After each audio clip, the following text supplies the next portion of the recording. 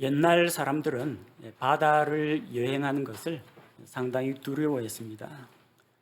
왜냐하면 끝도 보이지 않는 저 바다 너머에는 무엇이 있을지 사람들이 알지를 못했습니다. 그리고 바다는 언제나 조류에 따라서 혹은 바람에 따라서 항상 출렁댑니다. 항상 요동하고 흔들리기 때문에 불안정한 그런 상태입니다. 그래서 땅 위에서는 아주 용감한 전사라도 흔들리는 배 위에서는 자기 몸 하나 중심 잡고 추스리기가 힘듭니다. 오랫동안 뱃사람 생활을 해온 사람이 아니면요, 얼마 지나지 않아 가지고 배멀미하고 토하고 뒹굴고 난리가 납니다. 바다의 날씨는 한결같지 않고 변화무쌍합니다. 잔잔하다가도 어느새 바람이 불고 먹구름이 몰려오기도 하고요. 파도가 거세게 일어나서 배를 뒤흔들어 놓습니다. 그래서 이 고대에는 배들이 그렇게 큰 배도 없었고 조그마한 배들입니다. 대부분 배들이 바다를 가로질러 항해하는 것이 아니라 해안선을 따라서 이동을 합니다. 육지에서 멀리 떨어지지 않은 그 거리를 해안선을 따라서 이동을 해요. 왜냐하면 배 안에서 하룻밤을 보내는 것이 힘들기 때문에 해질녘이면은 육지 가까이에 대고 내려가지고 여관에서 잠을 자기도 하고 또 필요한 물자를 보충하기도 합니다. 만약에 바다에서 무슨 날씨가 안 좋고 긴급한 사태가 벌어지면 재빨리 육지 쪽으로 배를 끌어다 대기 위해서 해안선을 따라서 이동하는 것이 대부분입니다. 우리 인생이 이런 험한 바다를 항해하는 배와 같습니다. 흔히들 인생은 고해라는 말이 있습니다. 괴로움의 바다입니다. 그 괴로운 고해를 우리가 배를 타고 항해하는 그런 나그네 여정을 살아가고 있습니다. 지금까지 여러분이 살아오면서 겪었던 지난 날들을 한번 돌아보십시오. 언제나 여러분이 꽃길만 걷고 살아온 건 아닙니다. 언제나 우리 인생 여정이 잔잔한 강이나 호수 같지는 않았습니다. 때로는 바람이 불고 때로는 폭풍이 몰아치는 그런 과정을 누구나 한두 번쯤은 다 겪었을 겁니다. 우리 인생 가운데는 기쁨과 슬픔이 교차하고 성공하는 날이 있는가 하면 실패하는 날도 있습니다. 희망으로 가득 찬 생활을 하다가 어느 날 갑자기 절망의 구렁텅이에 떨어지기도 합니다. 마음속에 걱정이 가득한가 하면 어떤 때는 또 평안으로 채워지기도 합니다. 우리 인생이 바로 이와 같이 배를 타고 바다를 항해하는 그런 여정과 같습니다. 오늘 우리가 읽은 사도행전 27장 말씀을 보면 바울을 태우고 로마로 향해 가던 그 배가 폭풍을 만난 이야기가 기록되어 있습니다. 폭풍 앞에서 사람들은 정신을 잃고 두려워합니다. 땅에서 일어나는 어떤 불이 나거나 지진이 나거나 홍수가 나거나 그러면 사람들은 이것저것 챙기기 바쁩니다. 뭘 챙길까요? 현금을 챙기고 카드를 챙기고 휴대전화를 챙기고 가족을 챙기고 반려동물을 챙기고 여러 가지 챙길 게 많습니다. 그리고 챙긴 다음에는 위험한 지역에서 재빨리 빠져나가려고 합니다. 바다에서는 빠져나갈 곳이 없습니다. 지금 사방이 전부 거센 파도와 폭풍인데 빠져나가긴 어딜 빠져나갑니까? 그래서 바다에서 풍랑을 만나면 무엇을 챙길까 보다 더 관심을 둬야 할 게 무엇을 내가 포기하고 무엇을 버릴까에 더 관심을 둬야 합니다. 우리가 오늘 살펴본 사도행전 27장에서도 뭔가를 더 추가로 얻겠다고 하는 사람보다는 뭔가를 버리는 일들이 더 많습니다. 사람들은 챙기기를 원합니다. 더 가지기를 원합니다. 붙잡기를 원합니다. 그러나 하나님께서는 버리게 하시고 내려놓게 하시는 것을 볼 수가 있습니다.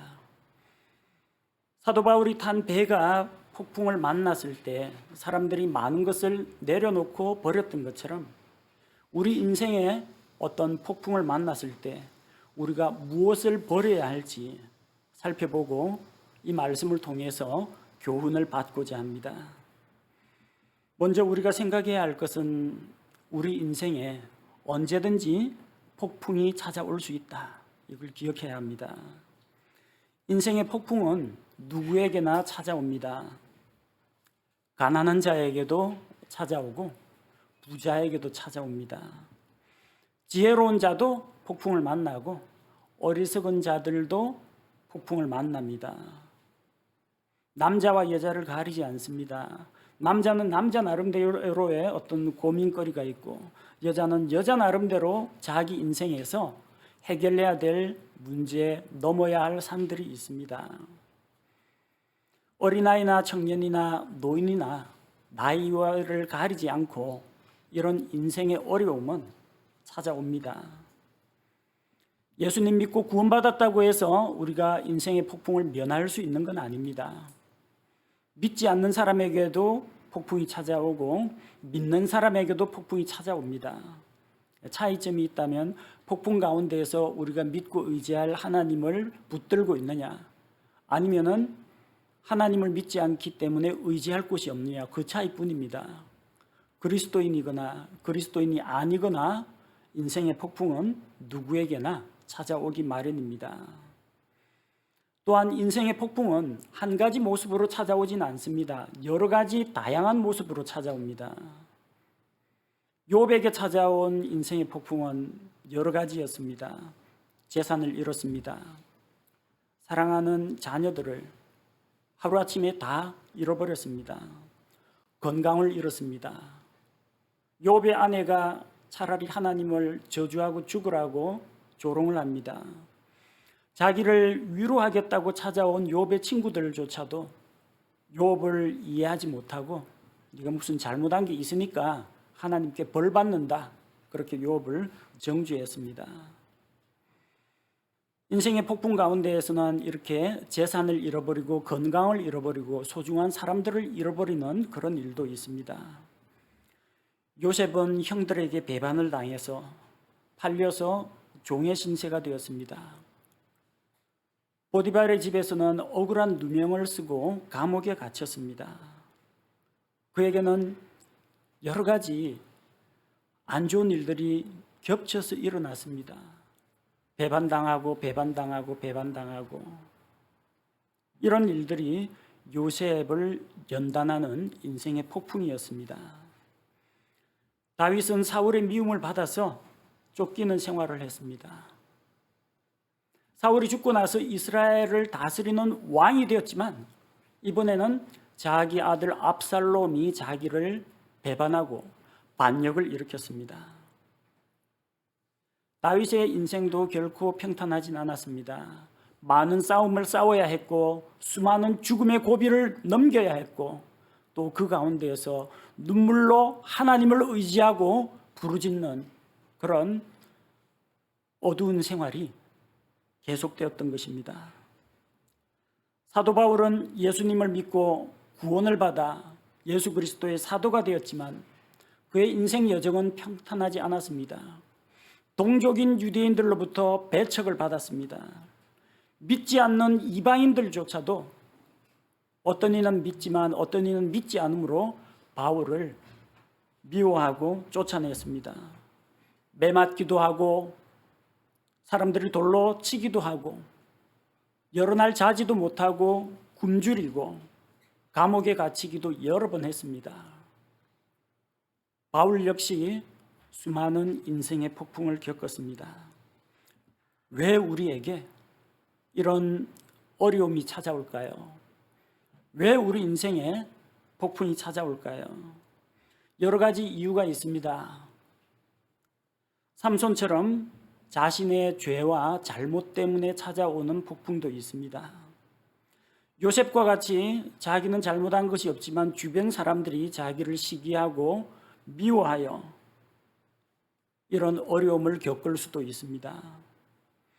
또한 주변 환경의 변화 때문에 전체적인 국가나 사회의 변화 때문에 어려움을 겪기도 합니다. 이스라엘 왕국 같은 경우 아시리아가 침략하고 바빌론 군대가 쳐들어와서 이스라엘 백성이 큰 곤란을 겪었습니다. 우리 사회에서도 국제적인 금융위기라든지 또는 코로나 바이러스와 같은 무서운 전염병이 돌면서 우리 인생 가운데에서 사업이 힘들고 사역이 힘들고 교육이 힘들고 건강관리가 힘들어지고 이런 곤란을 겪는 일이 있습니다. 때로는 욥이 당한 고난처럼 내가 왜 이런 일을 겪어야 하는지 모르겠다. 하나님이 과연 살아계시느냐? 계시면 나한테 이유를 좀 설명해 달라. 정말 이유를 알 수 없는, 그 당시에는 이유를 알 수 없는 그런 폭풍도 찾아올 수가 있습니다.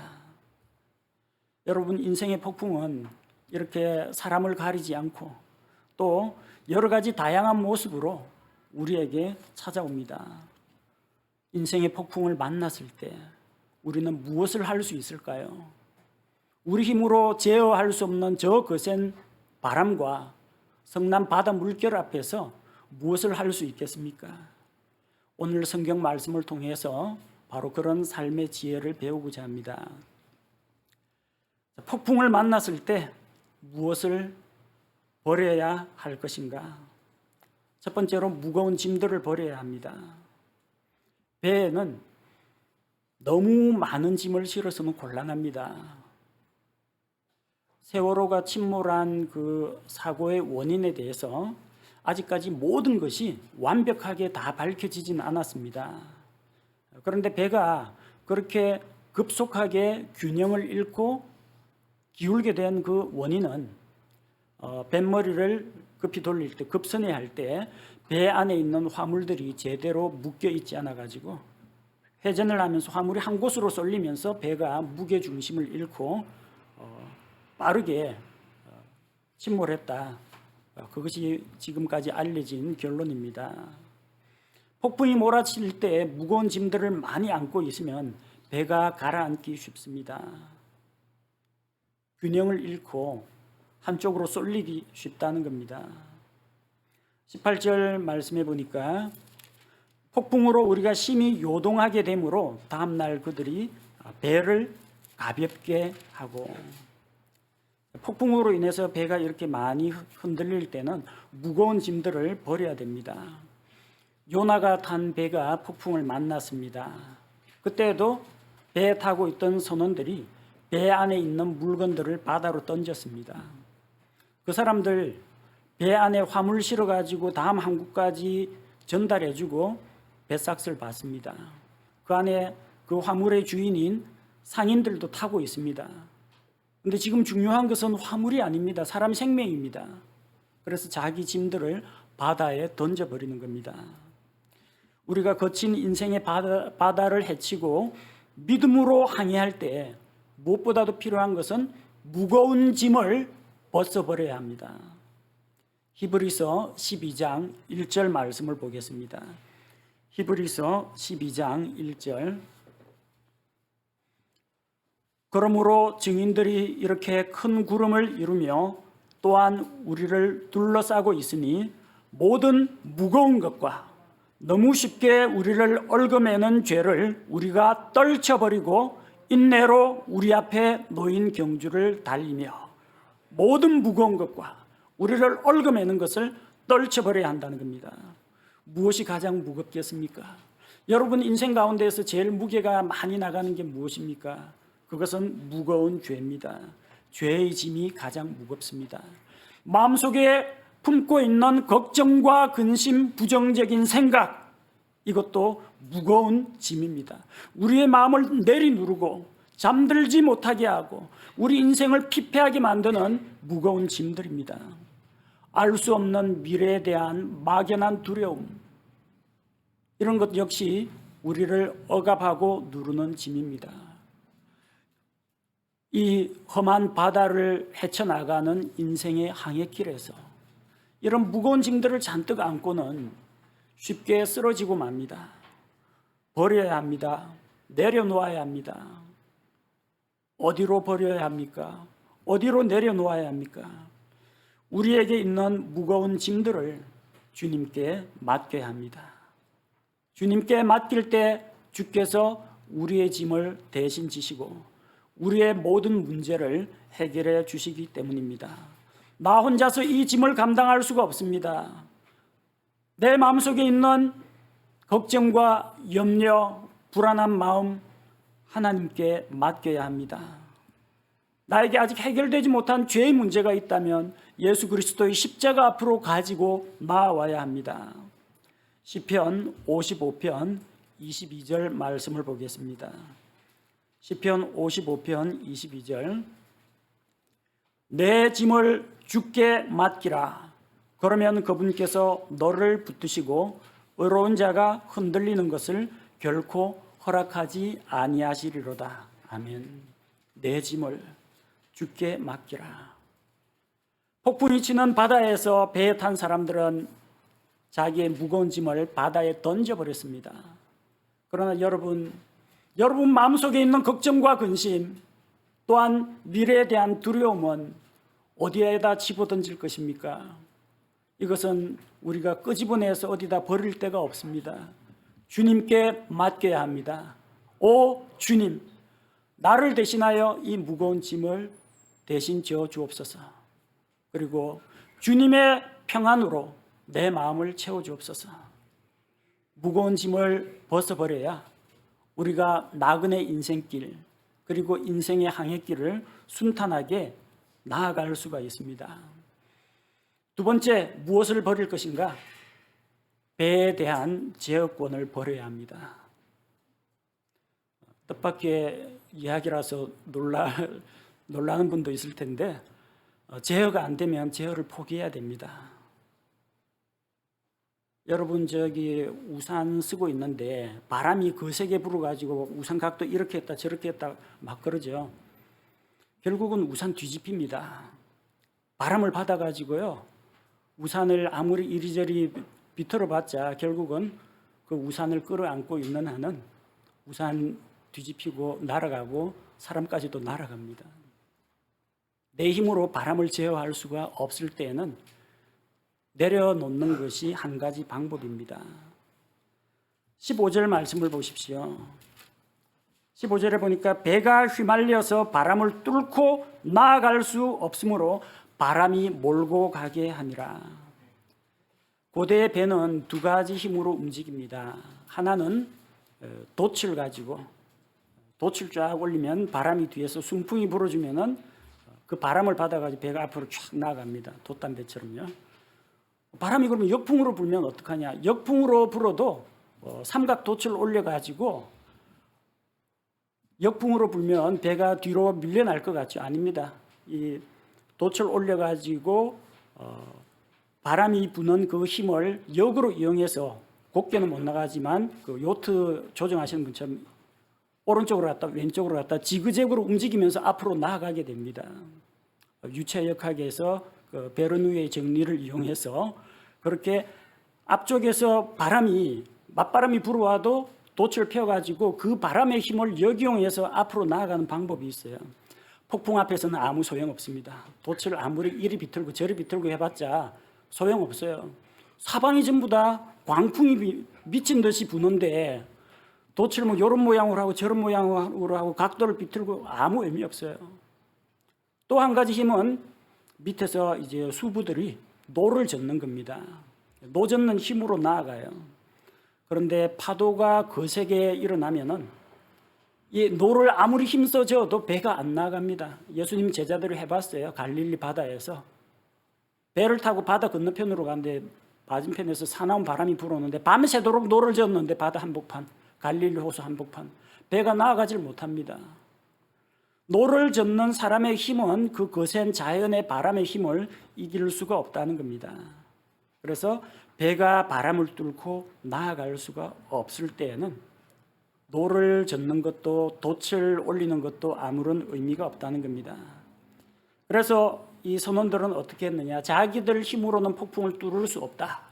그렇게 결론을 내리고 바람이 이 배를 몰고 가게 했습니다. 바람이 이 배를 몰고 가게 했어요. 바람에게 그냥 맡겨놨어요. 바람을 거스려서 하려면 힘이 듭니다. 그리고 제어도 안 됩니다. 바람이 이끄는 대로, 물결이 치는 대로 내어 맡겼습니다. 그렇다고 해서 아무것도 안 하고 손 놓고 놀았다는 이야기는 아닙니다. 짐도 버리고 도천 내리고 배는 가볍게 하고 사람들은 넘어지지 않도록 중심을 잡고 다친 사람은 치료하고 배 안에서 할 일은 다 해야 됩니다. 하지만 배에 대한 운영권, 통제권은 내려놓았다는 겁니다.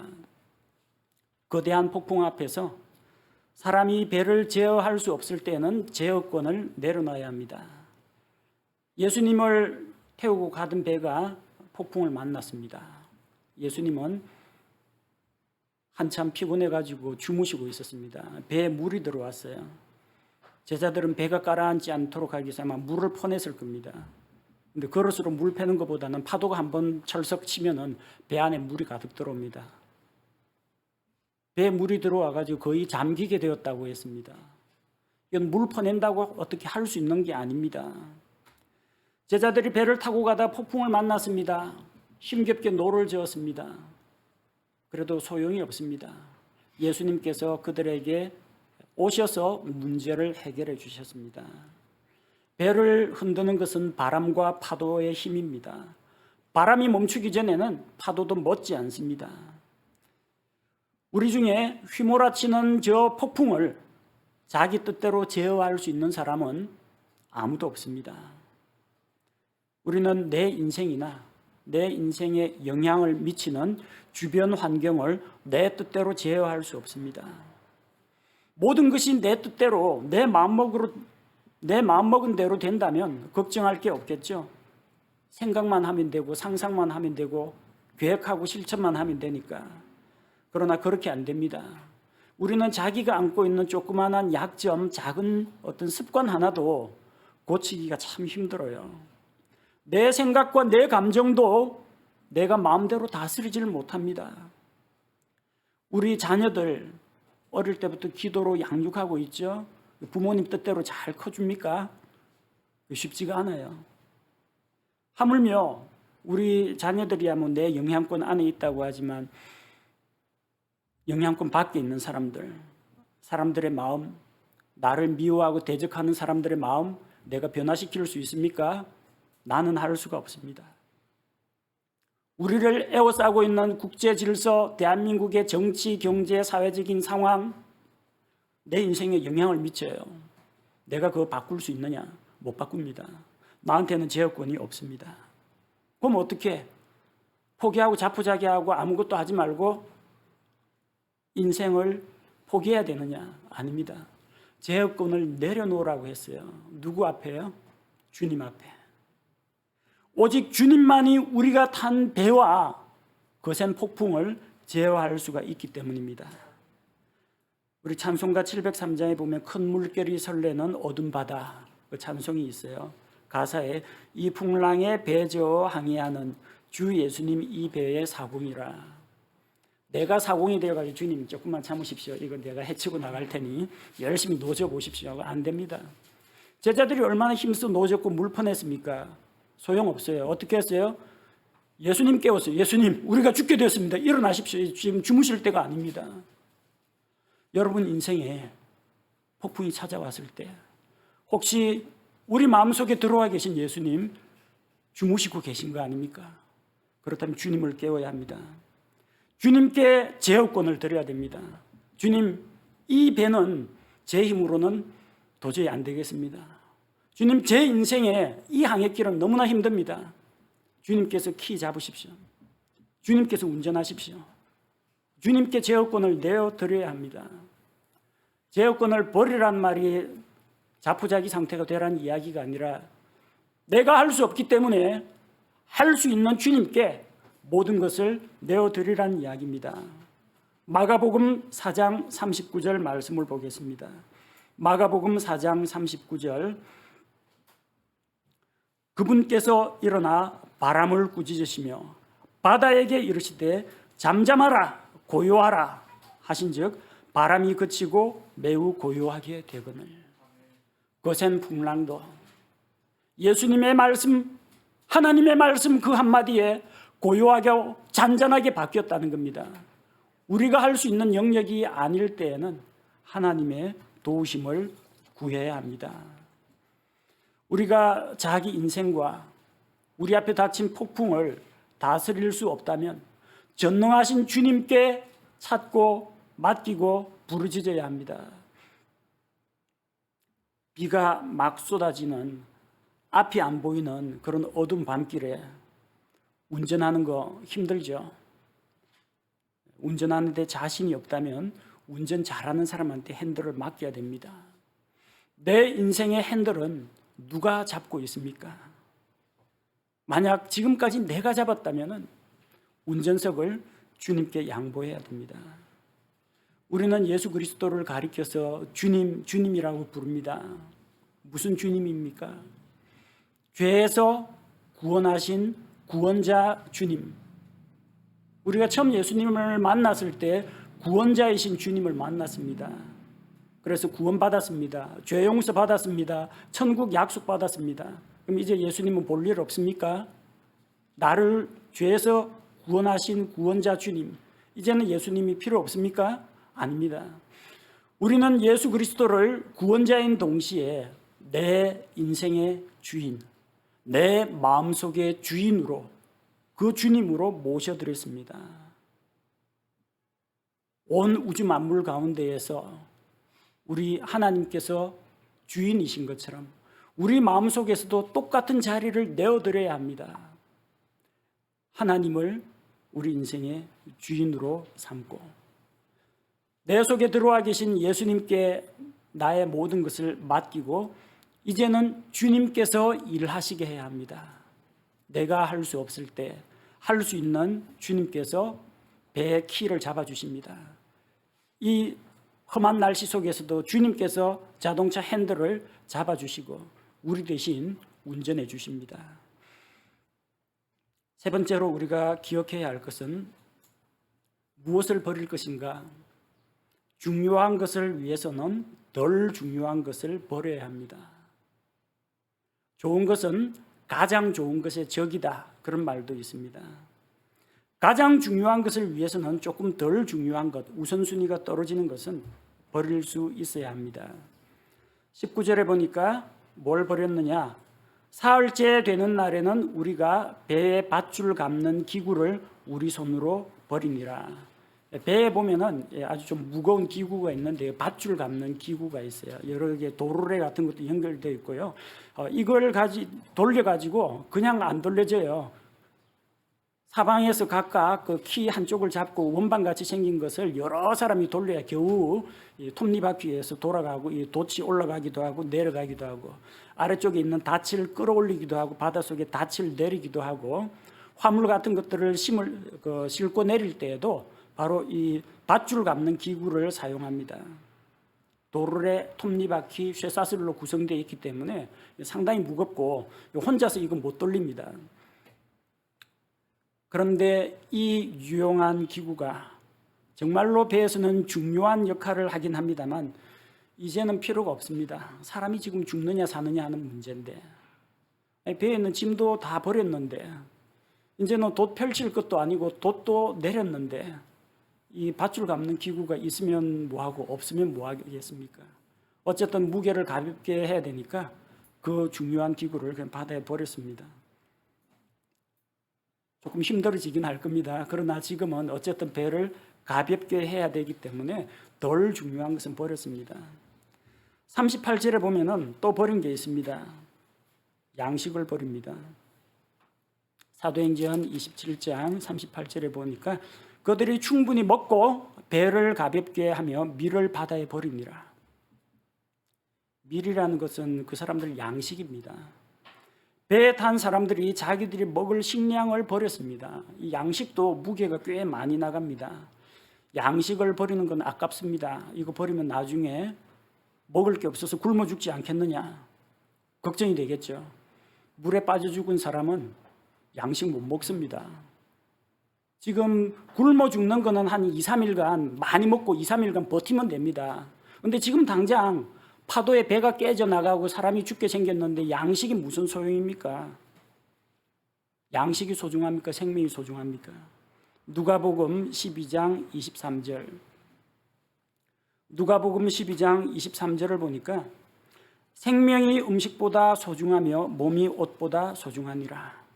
옷도 입어야 되고 밥도 먹어야 됩니다. 그러나 정말 소중한 것, 가장 소중한 것은 사람의 생명입니다. 여러분, 인생에서 가장 중요한 것이 무엇입니까? 사람의 생명입니다. 폭풍 속에서도 음식을 먹고 기운은 차려야 됩니다. 왜 음식을 먹습니까? 생명을 유지하라고 먹는 겁니다. 34절 말씀해 보니까 그러므로 청하건대 음식을 조금 먹으라. 이 일이 너희의 건강을 위하느니라. 또 너희 중에 어떤 사람의 머리에서 머리털 하나도 떨어지지 아니하리라. 생명이 소중하기 때문에 우리가 먹는 겁니다. 그러나 충분히 먹었으면, 충분히 먹고 배부르고 힘을 얻었으면 이제는 배를 가볍게 하기 위해서는 양식을 버려야 할 때도 있다는 겁니다. 그런 폭풍 가운데에서 가장 중요한 것은 생명이기 때문에 사도 바울은 사람들에게 음식을 먹으라 권하였고 그들 가운데 아무도 생명을 잃지 않을 것이라고 그들을 위로하고 격려했습니다. 바울은 자기의 생명을 구하는 것과 함께 다른 사람들의 생명을 구하는 것에 관심을 두었던 겁니다. 그래서 사람들의 생명을 구할 수만 있다면 덜 중요한 기구, 덜 중요한 양식은 언제든지 버릴 수 있어야 합니다. 넷째로 무엇을 버려야 할 것인가? 다툼과 분열을 버려야 합니다. 바울이 탄 배에는 많은 사람들이 있었어요. 276명이 탔습니다. 그 배 안에는 로마 군인들이 있습니다. 또 로마로 데려가야 할 죄수들도 있습니다. 배를 조종하는 선장과 선원들도 있습니다. 약 276명 탄 배라고 하면요, 선원들 숫자만 해도 제법 많을 겁니다. 그리고 이번 항해에 우리 배 화물과 우리 생명까지도 위험하다고 했으니까 화물도 실었을 테고 상인들도 아마 같이 탔을 겁니다. 다양한 사람들이 있어요. 자, 그런데 그들 가운데 분열이 일어났습니다. 30절, 31절 보니까 선원들이 배에서 도망하려 하면서 뱃머리에서 닻을 내리는 척하고 그룻배를 바다에 내려놓거늘. 이 폭풍 가운데에서 살겠다고 빠져나가려고 하는 사람들이 있었다는 겁니다. 바울이 어떻게 했습니까? 백부장과 군사들에게 이르되 이 사람들이 배에 머무르지 아니하면 너희가 구원을 받지 못하리라 하니. 그래서 밧줄을 끊어가지고 그들이 달아나는 것을 막았습니다. 만약에 막지 않았으면 그 사람들이 거룻배 타고 도망갔겠죠. 지금 큰 배도 지금 위태위태한데 풍랑에서 거룻배가 무사할 것 같습니까? 선원들도 물에 빠져 죽습니다. 그리고 배에 대한 아무런 지식이나 경험 이거 없는 사람들은 선원들 다 탈출하고 나면 그 배에 있는 사람도 다 죽습니다.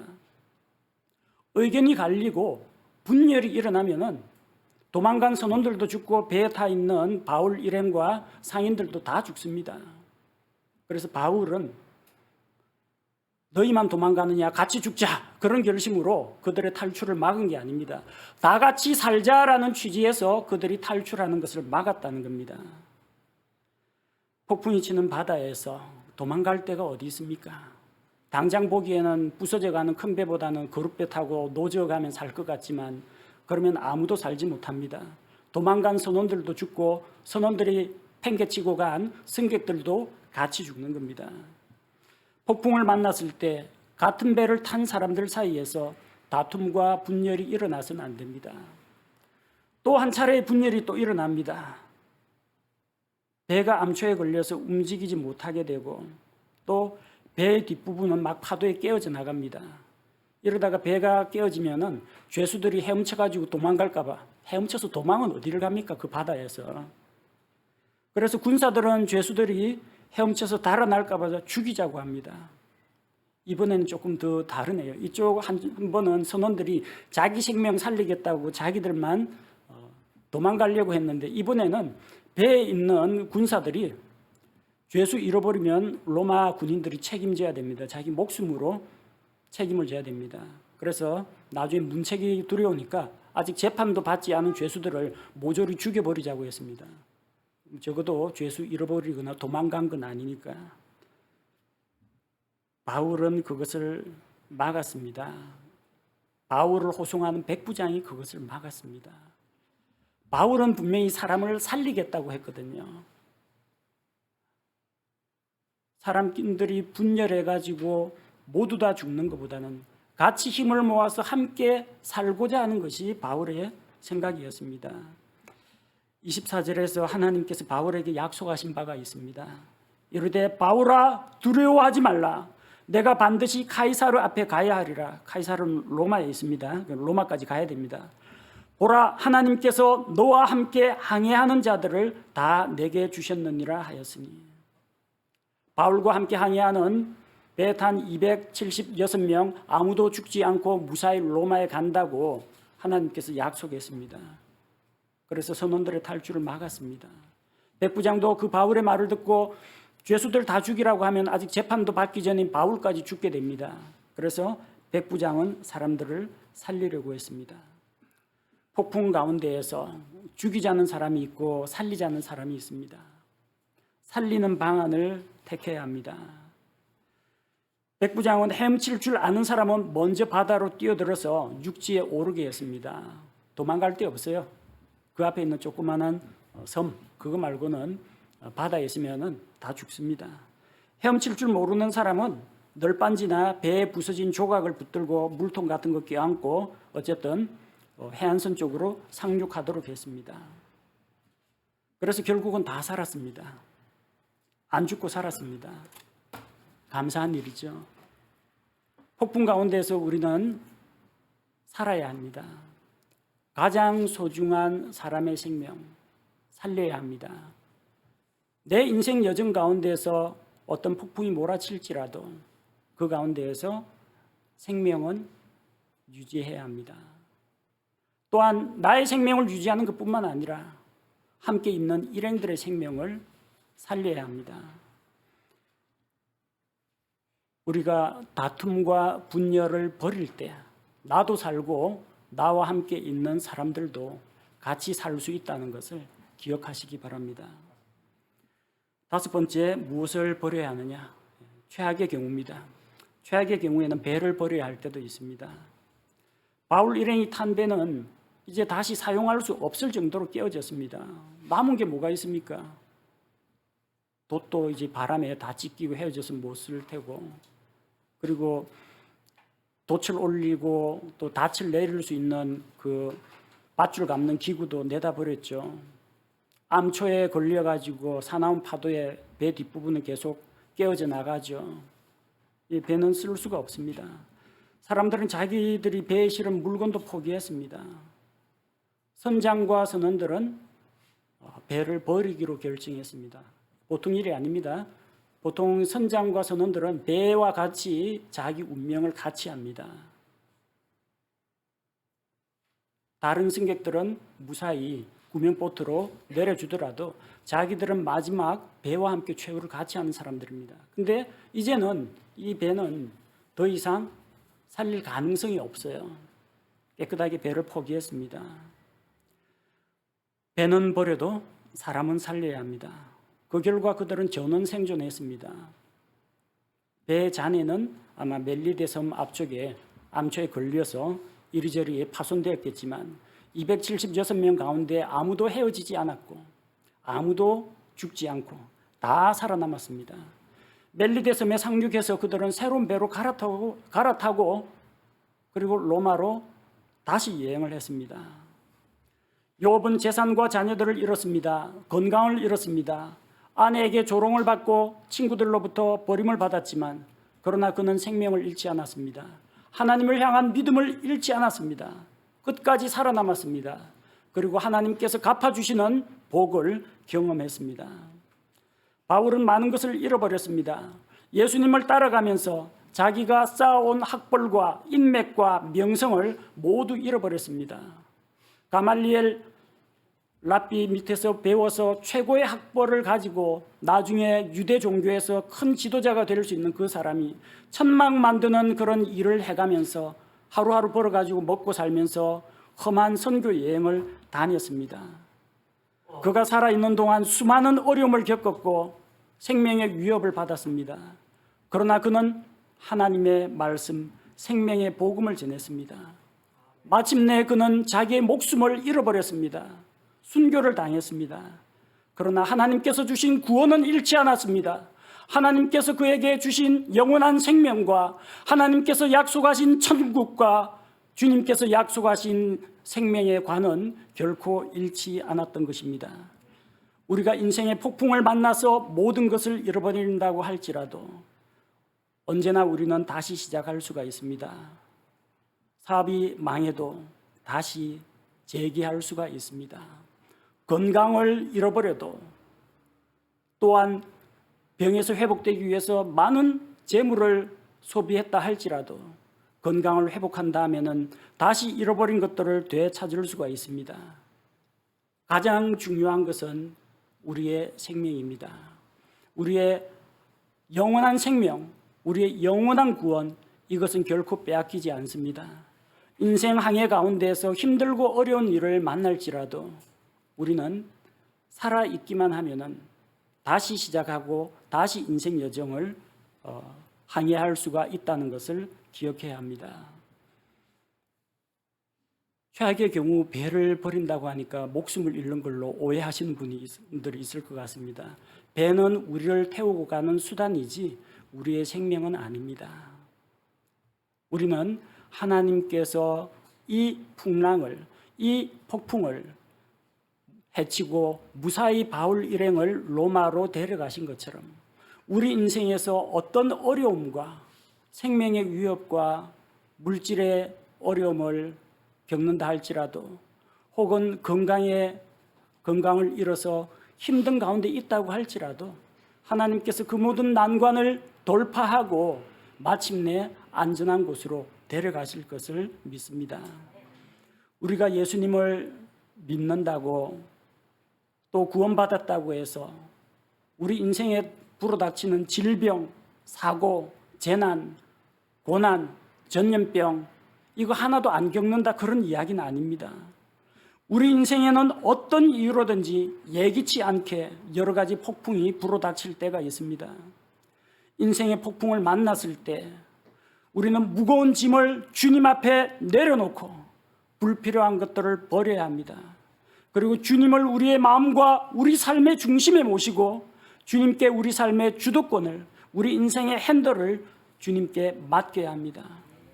인생의 폭풍이 몰아칠 때 우리는 많은 것들을 잃어버릴 수가 있습니다. 재물을 잃기도 하고 건강을 잃기도 하고 시간을 잃기도 하고 소중한 사람을 잃어버릴 수도 있습니다. 그러나 우리는 폭풍 중에서도 바울처럼 자기와 주변 사람들을 살리는 일을 해야 합니다. 우리는 사람을 살리는 그리스도인, 사람을 살리는 교회의 사명을 감당해야 합니다. 하나님께서 우리 인생의 주인이 되실 때 주님께서는 우리에게 불어닥친 인생의 폭풍을 능히 극복하게 하실 것입니다. 우리가 탄 배의 선장이신 주님께서 바람과 바다를 잔잔하게 하시고 마침내 우리를 소망의 항구로 인도하실 것을 믿습니다. 아멘. 우리 함께 기도하겠습니다. 하나님 아버지, 인생에는 여러 가지 알 수 없는 이유로 인해서 여러 형태의 여러 모습으로 폭풍이 찾아옵니다. 때로는 사고를 만날 때도 있고 재난을 당할 때도 있고 건강을 잃어버릴 때도 있고 사업의 실패를 경험할 때도 있고 여러 차례 생명의 고비를 넘길 때도 있습니다. 그러나 그 모든 어려움 가운데에서 하나님께서 우리에게 어떻게 폭풍을 헤쳐나갈 수 있을지 말씀을 통해서 깨우쳐 주신 것을 감사를 드립니다. 우리가 안고 있는 무거운 짐들을 주님께 맡기기 원하오니 날마다 우리 짐을 대신 지시는 주님께서 대신 감당하여 주시고 또한 우리가 가볍게 천국을 향하여 한 걸음씩 한 걸음씩 나아갈 수 있게 하여 주옵소서. 내 인생을 나의 것이라고 생각하고 내가 핸들을 잡고 내가 원하는 방향으로 가려고 하던 어리석음을 용서하여 주시고, 이 폭풍 앞에서 배에 대한 제어권을 포기했던 선원들처럼 우리 인생의 제어권을 주님께 드리오니 우리의 구원자가 되시고 우리 인생의, 우리 삶의 주인이 되시고 내 마음속의 주인이 되신 주님께서 이 제어권을 맡아주시고 우리의 삶을 직접 인도하시고 이끌어 주시기를 원합니다. 우리 삶 가운데서 소중하다고 여기던 것들 내려놓고 버리고, 또 가장 소중한 사람들의 생명을 지키고 구하는 이 일에 우리가 관심을 쏟게 하옵소서. 주님, 우리가 하나님 앞에서 다른 것은 다 잃어버릴지라도 하나님께서 주신 영원한 생명과 구원과 또한 구원에 수반되는 상급들은 잃어버리지 않을 줄로 믿습니다. 폭풍을 만나서 배가 만신창이가 된다고 할지라도 하나님께서는 우리의 생명을 지켜주시고 우리가 믿음의 여정, 우리 인생 여정을 계속할 수 있도록 주님께서 새로운 배를 주시는 것을 또한 성경을 통해서 살펴봅니다. 우리의 삶의 선장이 되신 주님께서 우리 각 성도들의 삶을 인도하여 주시고, 또한 한 배에 탄 우리 한마음 침례교회 믿음의 공동체가 믿음의 여정을 계속할 수 있도록 선장 되신 주님께서 우리 교회를, 그리스도의 몸인 우리 교회를 주님께서 안전하게 운행하여 주시고 마침내 하나님께서 약속하신 소망의 항구로 인도하여 주옵소서. 예수님의 이름으로 기도합니다. 아멘.